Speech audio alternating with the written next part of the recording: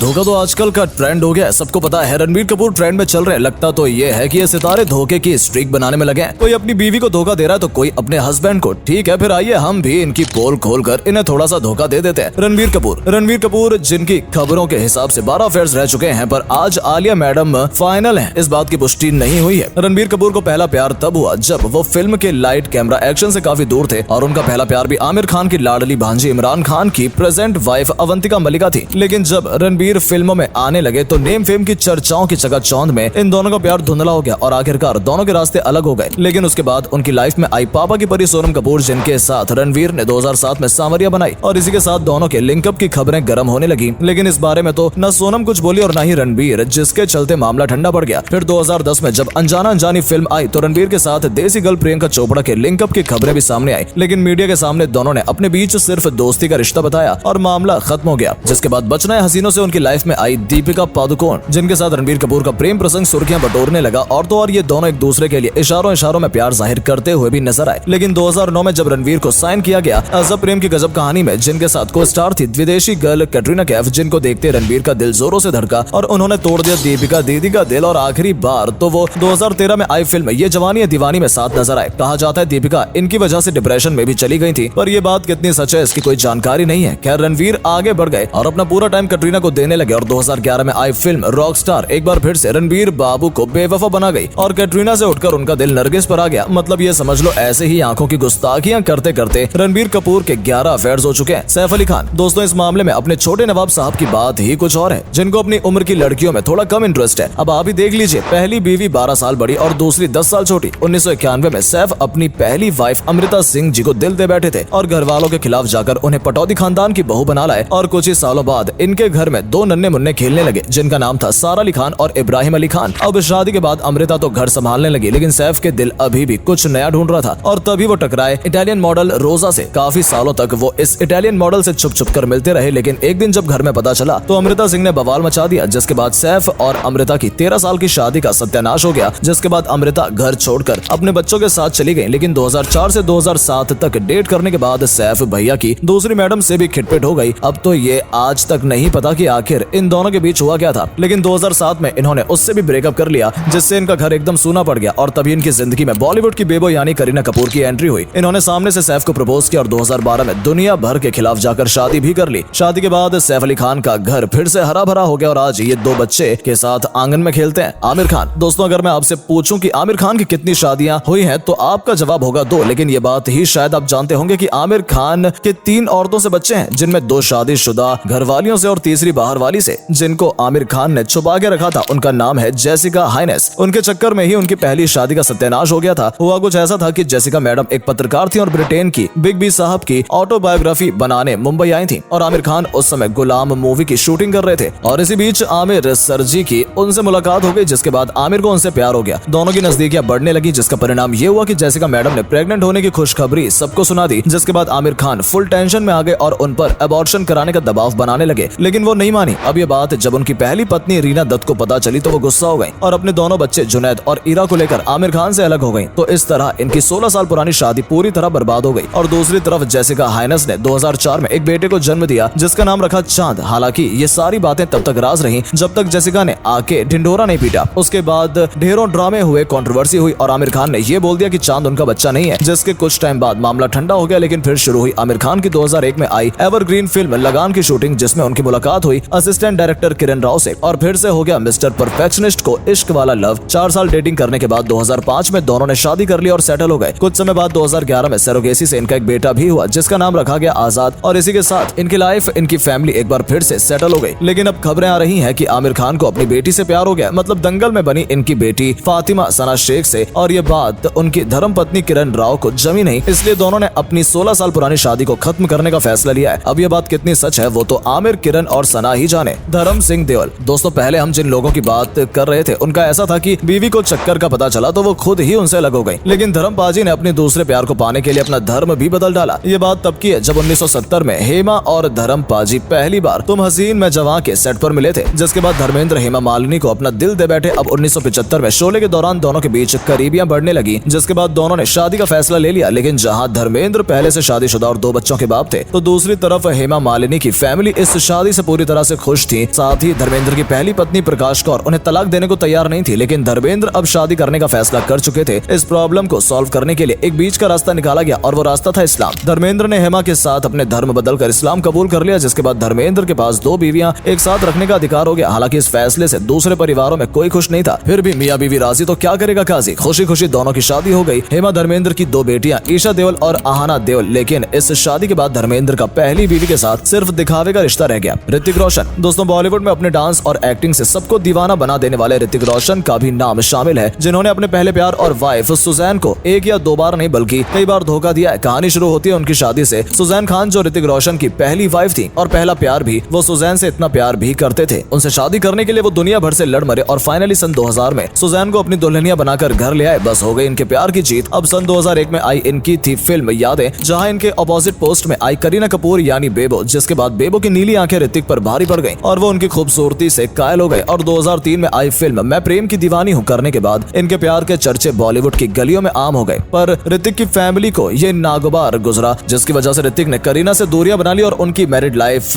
बर्बाद होते होते बच गई। कुछ सालों बाद इनके 2 बच्चे भी हुए, इरहान और हिरदान। लेकिन अभी मुसीबतें टली नहीं थी, क्योंकि 2010 में आई एक फिल्म काइट इनकी मैरिड लाइफ में तूफान बनकर आई थी। फिल्म की लीड एक्ट्रेस बरबरा मौरी, जिनके साथ ऋतिक की ऑन स्क्रीन केमिस्ट्री फैंस को तो पसंद आई ही, लेकिन असल जिंदगी में भी इन दोनों के लिंकअप की खबरें सुर्खियां पकड़ने लगी। अब वैसे तो इनका रिश्ता ज्यादा टाइम नहीं चला, लेकिन जब तक रहा तब तक इतना मजबूत था कि कई जगह ये भी खबर आने लगी है। बरबरा मौरी की वजह से सुजैन ऋतिक को छोड़कर अपने मायके चली गई थी और वापस आने का नाम ही नहीं ले रही थी। हालांकि इनका ये रिश्ता ज्यादा नहीं चला और बरबरा ने ऋतिक से दूरियां बना ली। खबरें ये भी हैं कि इसी बीच अब ऋतिक सुजैन का रिश्ता खत्म होने की कगार पर था और सुजैन अपने बच्चों के साथ अपने पेरेंट्स के घर पर थी, तो ऋतिक बिग बी यानी कि अमिताभ बच्चन की बेटी श्वेता नंदा को डेट कर रहे थे। श्वेता ऋतिक बचपन के दोस्त और उस वक्त श्वेता भी अपने पति से लड़के मुंबई आ गई थी। इस हादसे के दौरान श्वेता और ऋतिक से मिली और उनका काफी ध्यान रखा, जिसके बाद ऋतिक का झुकाव श्वेता की तरफ बढ़ने लगा और दोनों काफी क्लोज आ गए। लेकिन तभी 2013 में क्रिश 3 की शूटिंग के बाद कंगना रनौत ने ऋतिक के साथ अपने चक्कर की बात पूरे मीडिया में फैला दी, जिसके बाद श्वेता का दिल टूट गया। दूसरी तरफ 2014 में उनकी वाइफ और पहला सुजैन खान ने भी ऋतिक को तलाक दे दिया, पर अभी भी बच्चों की वजह से सुजैन ऋतिक से मिलती रहती हैं।